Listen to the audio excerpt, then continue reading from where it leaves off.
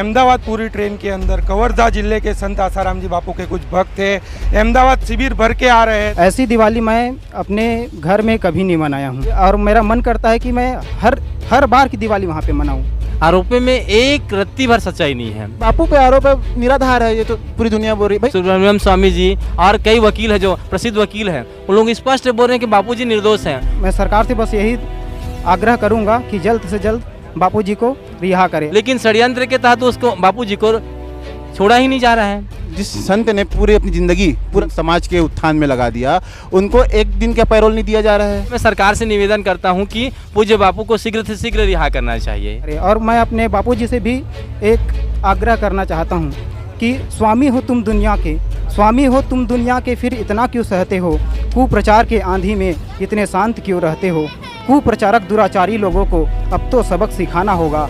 आशाओं के राम बापू, आपको जल्दी वापस आना होगा। अहमदाबाद पूरी ट्रेन के अंदर अभी ये कवर्धा से 60 भाई लोग चल रहे हैं। उसके अलावा मतलब सूरत से 50 लोगों की टीम भी इसी ट्रेन में चल रही है। उड़ीसा के ऐसे विस्तारों में जाएगी जहां गरीब भोले भाले आदिवासी होते हैं, उनको जो कन्वर्जन किया गया है, वहां जाकर बापू के भक्त उनको जीवन उपयोगी चीज वस्तु देंगे और हिंदू धर्म में वापस लाने का वो लोग भी पूरे का पूरा प्रयास करेंगे। मैं उदय सिंह राजपूत कवर्धा से हूँ। अहमदाबाद गए थे जी, शिविर भरने के लिए। हाँ जी। क्या मिलता है, मतलब बापू जेल में है, उसके बावजूद भी आप लोग अभी मान रहे हो बापू को, क्या मिलता है वहाँ जाने से? मैंने अपनी लाइफ में ऐसा दिवाली कभी नहीं मनाया था। मैं पहले घर में भी बनाया हूँ, लेकिन ऐसी दिवाली कभी नहीं मनाया था। वहाँ शांति मिलता है ना, हमको योग करने का है, और उनका जो आश्रम में एक अलग ही शांति है, एक अलग ही वातावरण है। इसमें हज़ारों लोग गए थे, हज़ारों लोगों ने वो अनुभव किया। मेरा ही अकेले का अनुभव नहीं है, ये सबका अनुभव है। लेकिन लोगों का तो ऐसा कहना है कि आश्रम के अंदर गलत होता है, बापू के द्वारा गलत होता है, क्या कहोगे उन लोगों को? अगर उनको ऐसा लगता है कि उनको गलत होता है तो उनको आश्रम में आके एक बार देख लेना चाहिए। उनका जो संदेह है वो पूरी तरह से समाप्त हो जाएगा। बिल्कुल उनको एक ही बार में, कई लोग हैं जो पहली बार आए वहाँ, उनका अनुभव अलग ही रहा। हमने उनसे पूछा, हम सेवा में थे, हमने उनसे पूछा कि आपने दीक्षा लिया? नहीं, हम तो पहली बार आए हैं। तो उनका कहना था हम अब हमेशा आएंगे। हम जो बापूजी के जो युवा सेवा संघ है, बाल संस्कार है, इनसे जुड़ेंगे और जाके समाज की सेवा करेंगे। क्या होता है वास्तव में आश्रमों के अंदर, क्या होता है?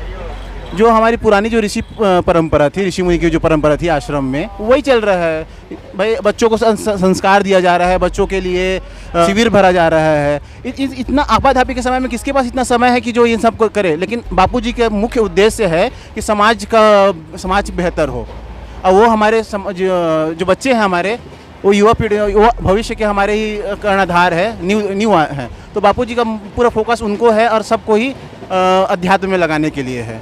आप भी गए थे? हाँ हरिओम, मैं भी गया कितने था। सालों से ऐसे जुड़े हो बापू से? मैं लगभग 12 साल हो गया, मुझे 12-13 साल हो गया जुड़े हुए। आप जा रहे हो, आपको क्या मिलता है वहाँ जाने से? वहाँ पे आश्रम में जाके मुझे 3 बार हो गया जाते हुए। 3 दिवाली मना चुका हूँ वहाँ। ऐसी दिवाली मैं अपने घर में कभी नहीं मनाया हूँ ये, और मेरा मन करता है कि मैं हर बार की दिवाली वहाँ पे मनाऊँ, ऐसे मेरा मन करता है। और जो बापूजी पे जो श्रद्धा है वो मेरा बिल्कुल अडिग है।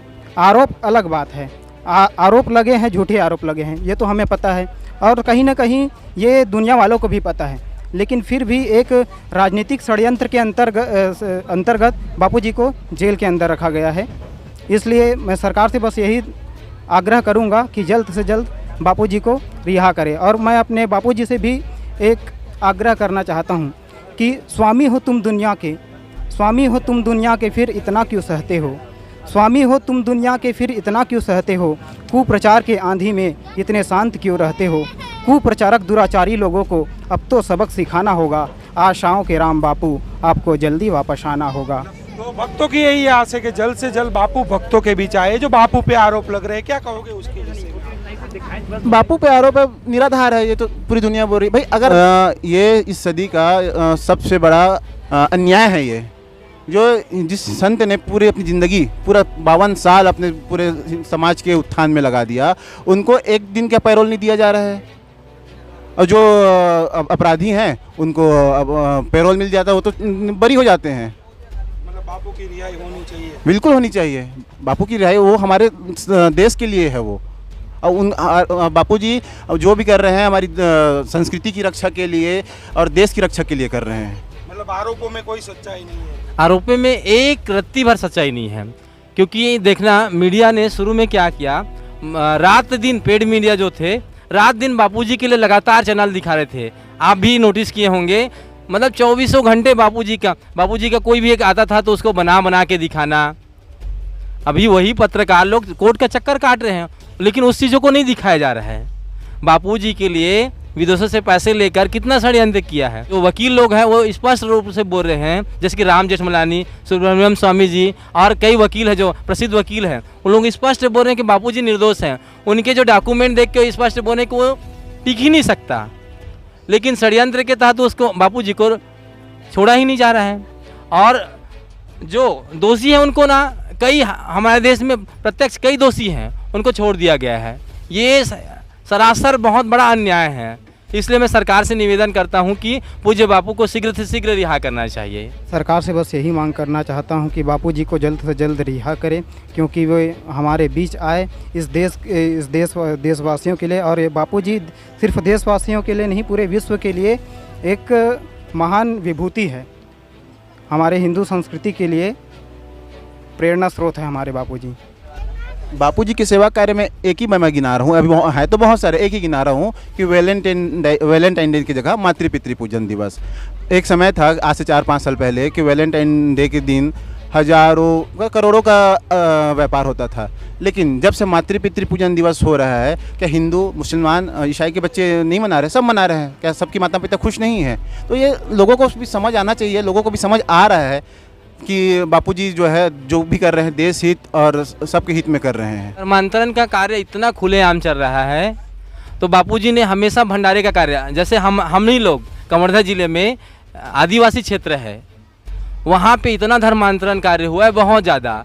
तो पूज्य बापूजी हमेशा प्रेरणा देते हैं कि वहाँ पे ना जाके भंडारे करो, भजन करो, भोजन करो, साथ में उसको दक्षिणा और जो अन्य सामग्री उनको दो, ताकि वो अपने धर्म में लगा रहे।